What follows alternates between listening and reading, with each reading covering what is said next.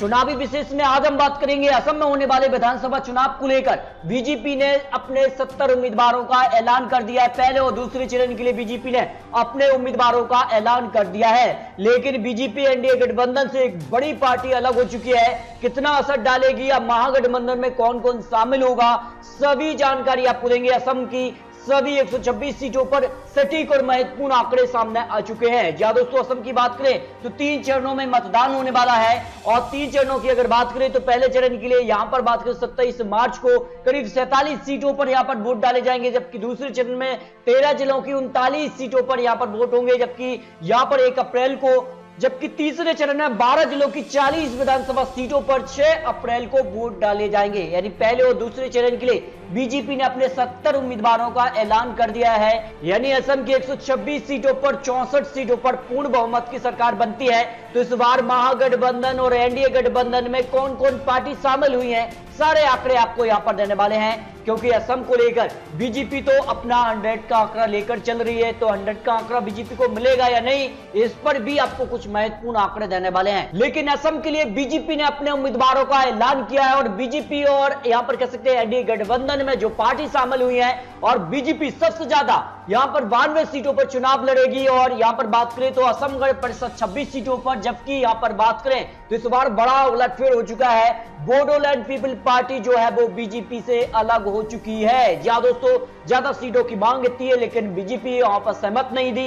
इस कारण से यहां पर बोडोलैंड पीपल पार्टी महागठबंधन में चली गई। अब बीजेपी को इससे कितना नुकसान होने वाला है, और इसके बदले बीजेपी में यहां पर यूपीएल जो पार्टी है वो यहां पर शामिल हो चुकी है। यूपीपीएल जो पार्टी है वो बीटीसी इलेक्शन में काफी अच्छा परफॉर्मेंस दिया था, जिसमें अगर बात करें तो 11 सीटें यहां पर यूपीएल पार्टी ने बीटीसी इलेक्शन की 40 सीटों में से यहां पर प्राप्त की थी, जबकि बीजेपी ने 9, और यहां पर बोडोलैंड पीपल पार्टी जो है वो सबसे ज्यादा 17 सीटें यहां पर हासिल की थी। तो कितना नुकसान बीजेपी को यहां पर हो सकता है, इस पर आंकड़े देते हैं। इसके अलावा असम के लिए महागठबंधन भी तैयार हो चुका है। क्या महागठबंधन के दम पर यहां पर कांग्रेस एक बार फिर से असम में यहां पर जीत की तरफ बढ़ सकती है, या पर बीजेपी ही बरकरार रहेगी, इस पर कुछ आंकड़े आपको देते हैं। यहां पर बात की तो इस जो महागठबंधन तैयार हुआ है इसको कांग्रेस लीड कर रही है, और इसमें अगर बात करें तो यहां पर एआईयूडीएफ पार्टी और सीपीआई माले, सीपीआई एमएल, और इसके अलावा यहां पर बात करें तो कुछ मोर्चे भी शामिल हो चुके हैं। यानी बड़ा उलटफेर। इसके अलावा यहां पर बोडोलैंड फ्रंट जो पार्टी है वो अब महागठबंधन में शामिल हो चुकी है और बीजेपी से अलग हो चुकी है। यानी कहीं ना कहीं असम में अब बीजेपी यानी एनडीए और यहां पर जो महागठबंधन यूपीए है उसके बीच एक कांटे का मुकाबला हो सकता है। लेकिन 2000 यहां पर बात करें तो जिस प्रकार से 2016 में आंकड़े बने थे उसमें तो कांग्रेस को 22, बीजेपी को 88 जो अलायंस था, लेकिन अब बीजेपी जो गठबंधन है उसमें भी यहां पर बड़ी फूट हुई है। जबकि एआईयूडीएफ को 14 सीट, उधर के खाते में 2 सीट गई। लेकिन क्या होने वाला है 2021 विधानसभा चुनाव के लिए भी आपको आंकड़े देंगे, क्योंकि यहां पर बात करें जो अलायंस था बीजेपी का उसमें अगर बात करें तो सबसे ज्यादा बीजेपी ने 62 सीटें यहां पर हासिल की थी। लेकिन यहां पर असम गण परिषद बीजेपी के साथ है, लेकिन बोडोलैंड फ्रंट पार्टी ने 12 सीटें हासिल की थी, जो कि अब यहां पर बात करें तो वो कहीं ना कहीं महागठबंधन में शामिल हो चुके हैं। इससे कहीं ना कहीं काफी कुछ बदलाव देखने को मिल सकता है। लेकिन कौन जीतेगा अधिकतम सीटें असम में, इस पर भी आंकड़े देते हैं। बीजेपी 32%, कांग्रेस को 31%, असम गण परिषद को 9%, बोडोलैंड पीपल फ्रंट पार्टी को 4%, एआईयूडीएफ को 15%, जबकि उधर के खाते में 9% वोट शेयर जा सकते हैं। 5 साल में सर्बानंद सोनोवाल ने कैसा काम किया असम के लिए, क्योंकि असम में काफी बड़े मुद्दे अब विपक्ष उठा रहे हैं। इसमें अगर बात करें सबसे अच्छा यहां पर काम कहने वाले जो कहते हैं कि अच्छा काम यहां पर जो रहा है उसमें 49%, अच्छा 6%, औसत 6, खराब 11 और बहुत खराब कहने वाले यहां पर 28% लोग आ जाते हैं। लेकिन केंद्र का काम असम में कैसा रहा है, क्योंकि केंद्र जो लगातार यहां पर रैलियां कर रहा है, जिसमें यहां पर अमित शाह जी हो, यहां पर जेपी नड्डा जी हो, प्रधानमंत्री मोदी जी हो, यहां पर कुछ बड़े नेता भी यहां पर चुनावी मैदान में हैं। इसमें केंद्र जो है, केंद्र की जो रणनीति रही है, केंद्र के जो कामकाज है उसको लेकर यहां पर चुनावी मैदान में है। तो यहां पर प्रधानमंत्री मोदी जी का काम कैसा रहा, बहुत असंतुष्ट 25%, संतुष्ट 43%, असंतुष्ट 20, कह नहीं सकते ऐसे 12% लोग यहां से आ जाते हैं। लेकिन असम में एक बड़ा मुद्दा इस बार छाने वाला है, वो है एनआरसी का, जो यहां पर सबसे ज्यादा विरोध असम में देखने को मिला था। लेकिन इसके बाद क्या असम में कुछ बड़ा होगा, क्या बीजेपी इस मुद्दे को अपना ही हथियार बना पाएगी, इस पर भी कुछ बड़े आंकड़े आपको देते हैं। इससे पहले यहां पर बात करते हैं पॉपुलेशन किस तरह की है। 2011 के अनुसार ओबीसी की बात करें तो 43% वोट शेयर यहां से निकल कर आता है और बीजेपी इसी को भेदने के लिए लगातार यहां पर जो राष्ट्रीय मुद्दे हैं उसको यहां पर चुनावी मैदान में उतार रही है। जबकि महादलित की बात करें 16%, जबकि मुस्लिम 34% वोट शेयर यहां से आ जाता है। फॉरवर्ड कास्ट की बात करें तो 19%, जबकि यहां पर क्रिश्चियन 3% लोग ही आते हैं। यानी असम में काफी महत्वपूर्ण कांटे का टक्कर इस बार हो सकती है।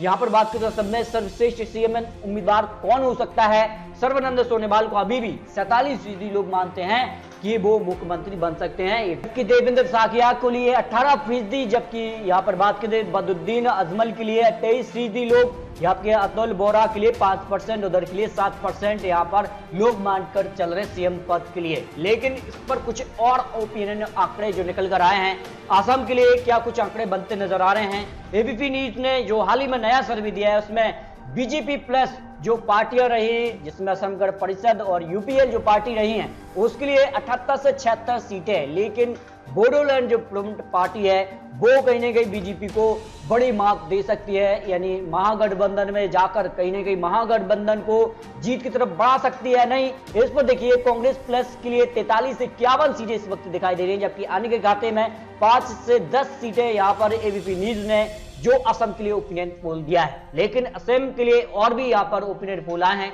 जिसमें अगर बात करें तो भारतीय जनता पार्टी को यहां पर 67 सीटें अपने दम पर मिलती नजर आ रही हैं, जबकि 2016 में यहां पर 60 सीटें ही मिली थी। जबकि असम गण परिषद को 11 सीटें इस वक्त दिखाई दे रही हैं, जबकि 2016 में 14 सीटें थी। लेकिन बोडोलैंड पीपल फ्रंट पार्टी 2016 में 12 सीटें, लेकिन इस बार के चुनाव में 4 सीटें मिल सकती हैं। और ये बीजेपी कहीं ना कहीं बोडोलैंड पीपल फ्रंट पार्टी से जो है अलग हुई है, इसका फायदा कितना यहाँ पर महागठबंधन उठा पाता है, ये भी काफी महत्वपूर्ण है। जबकि कांग्रेस के लिए अगर बात करें तो 26 सीटें 2016 में और 26 सीटें इस वक्त भी दिखाई दे रही हैं। जबकि यहाँ पर बात करें तो all India United democratic front party 2016 में यहां पर 13 सीटें, लेकिन इस बार 12 सीटें, और इंडिपेंडेंट के लिए 1 सीट, लेकिन इस बार 6 सीटें मिलने का अनुमान इस ओपिनियन पोल ने दिखाया है। लेकिन इससे अलावा कुछ और ओपिनियन पोल भी सामने आए हैं। इसमें अगर बात करें तो असम के लिए 126 सीटों में से बीजेपी प्लस के लिए यहां पर 70 सीटें और एआईयूडीएफ के लिए 28, जबकि कांग्रेस को 27 सीटें यहां पर दिखाई गई हैं, जबकि अदर के खाते में 1 सीट यहां पर दिखाई है। यानी इस ओपिनियन पोल में भी बीजेपी प्लस को यहां पर बहुमत का आंकड़ा जो 64 सीटें हैं वो मिलते नजर आ रहा है। लेकिन 100 सीटों तक जो बीजेपी मानकर चल रही है कि इस बार उनको मिलेगी, उस आंकड़े तक अभी भी बीजेपी जो है काफी पीछे नजर आई है। इसके अलावा असम के लिए 2021 में कौन जीत सकता है, इस पर एक और नया जो ओपिनियन पोल एक्सपर्ट ने लगाया है उस पर आंकड़े आप देख सकते हैं। इस तरह के आंकड़े बन सकते हैं। असम विधानसभा चुनाव 2021 के लिए बीजेपी प्लस के लिए 55 से 70 सीटें मिलने का अनुमान यहां पर लगाया गया है, क्योंकि बीजेपी में जो नया गठबंधन तैयार हुआ है बीटीसी इलेक्शन में, यहां पर यूपीपीएल ने यहां पर अच्छा परफॉर्मेंस किया था, इस दम पर बीजेपी ने इसमें गठबंधन लिया। जबकि यहां पर बात करें तो यहां पर बोडोलैंड पीपल जो फ्रंट पार्टी है वो कहीं ना कहीं महागठबंधन में शामिल हो चुकी है। ऐसे में अगर बात करें तो असम गण परिषद के लिए 9 से 12 सीटें अगर यहां पर बीजेपी प्लस को मिला लिया जाए तो बीजेपी यहां पर जो बहुमत का आंकड़ा 64 सीटें हैं उसको पार करती नजर आ रही है। जबकि यहां पर बात करें एआईयूडीएफ पार्टी के लिए यहां पर 9 से 11 सीटें, कांग्रेस को 20 से 28 सीटें, जबकि बोडोलैंड फ्रंट पार्टी के लिए 9 से करीब सीटें मिल सकती हैं, जबकि उधर के खाते में 3 से 4 सीटें यहां पर जाने की संभावना यहां पर दिखाई गई है, जो एक्सपर्ट ने अपने अनुमान यहां पर लगाए। लेकिन ये तो अनुमान है, आने वाले समय में क्या कुछ होने वाला है, क्योंकि बीजेपी ने अपने 70 उम्मीदवारों का ऐलान कर दिया है। तो दोस्तों आपको क्या लगता है असम विधानसभा चुनाव 2021 में कितनी सीटें बीजेपी प्लस गठबंधन को जा सकती, जबकि महागठबंधन में जो महागठबंधन तैयार हुआ है उस गठबंधन को क्या बहुमत का आंकड़ा मिल पाएगा या नहीं, अपनी राय कमेंट बॉक्स में रखिए।